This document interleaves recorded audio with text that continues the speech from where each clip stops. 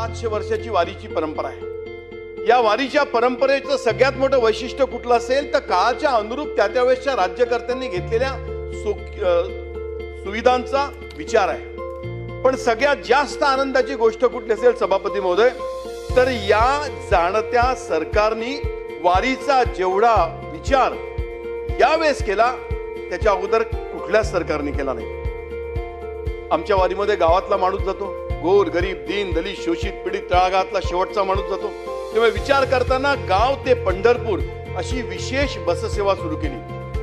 5200च्या वर बसेसची उपलब्धता झाली आणि काय कल्पना आणली, 40 वारकरी जर एकत्र आलेत तर त्या वारकऱ्यांसाठी अशा प्रकारची बससेवा सुरू झाली।